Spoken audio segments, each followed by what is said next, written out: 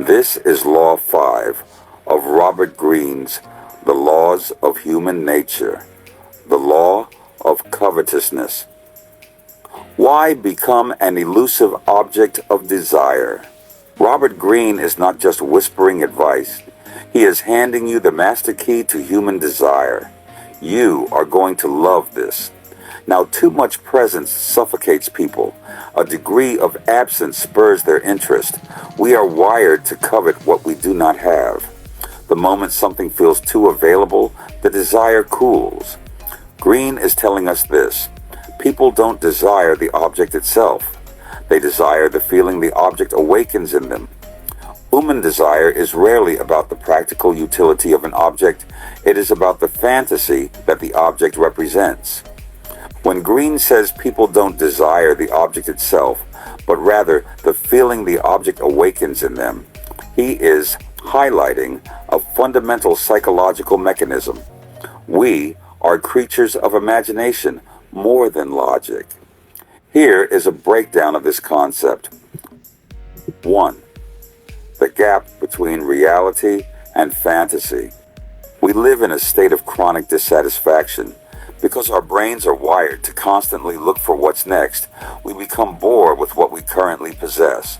We project our unmet needs, insecurities, and dreams onto external objects, whether that is a luxury car, a specific job title, or a person we wish to date.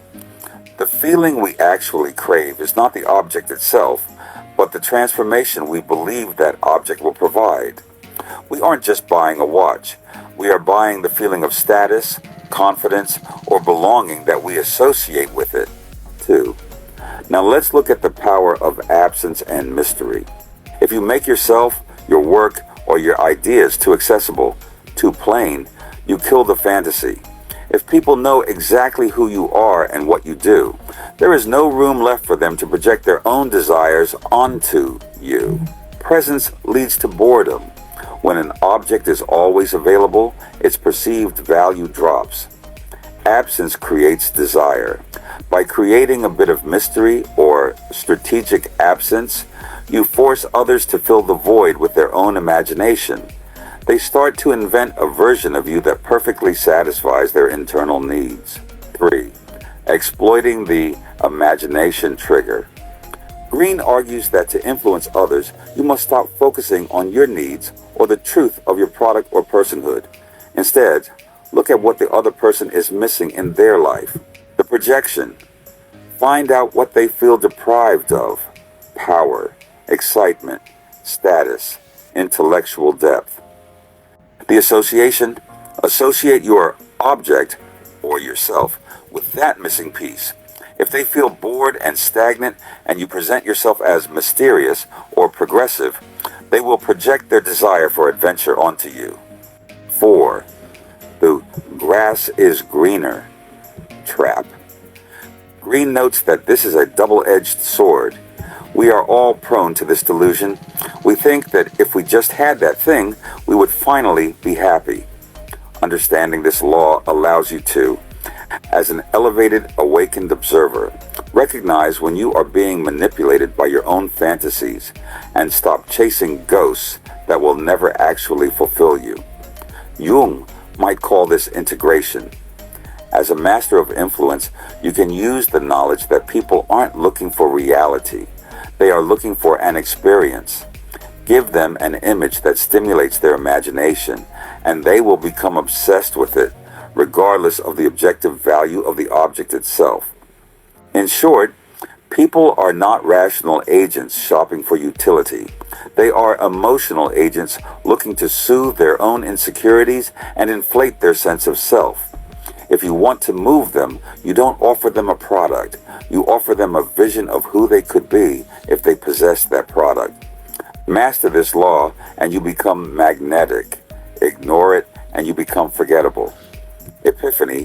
1 hits like lightning. The person who is always there, always texting, always available, loses their power. Absence is the invisible magnet. Epiphany 2. Your own life works the same way. The goals, The opportunities, the respect you work the hardest for, are the ones that feel just beyond your grasp. Epiphany. 3. Once you understand this, you stop chasing and start creating desire in others by giving them space to want you. Quick.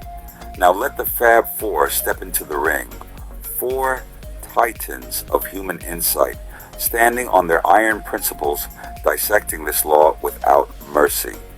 Machiavelli leans forward, eyes sharp, hand on my shoulder.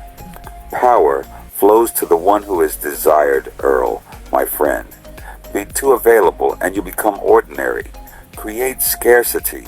Let them feel your absence and they will move mountains to pull you back. I taught princes to keep courtiers hungry for favor. The same rule rules every relationship, every negotiation. Give them the illusion of the forbidden, and they will chase you forever. Anything less is weakness. Jung nods, voice deep and measured. The unconscious does not negotiate, my friend. Covetousness is the projection of the missing piece inside us. What we desire in others is often the unlived part of our own soul. Become elusive, and you force them to confront or be affected by their own shadow, their own longing. The superior soul creates mystery not to manipulate, but to walk powerfully, and a byproduct might be to awaken the other person. Too much presence and the projection collapses. The magic dies.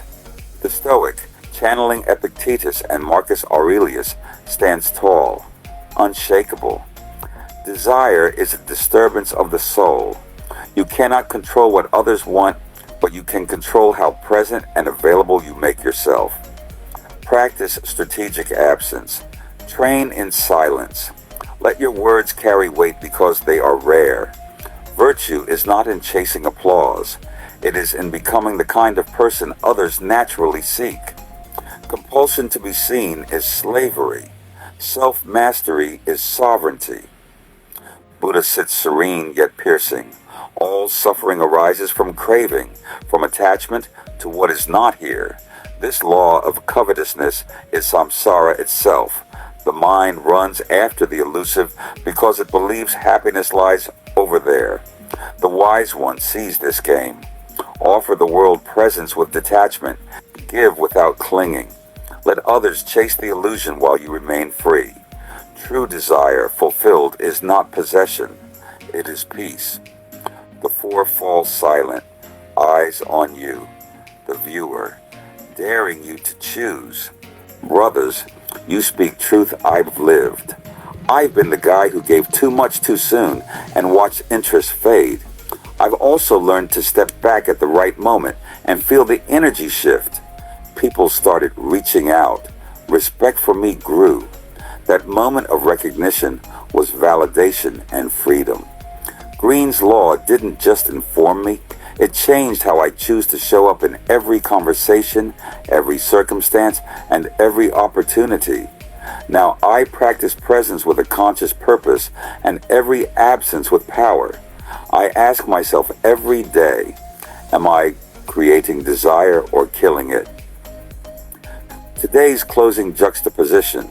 Machiavelli, create the hunger or disappear. Buddha, see the craving and be free.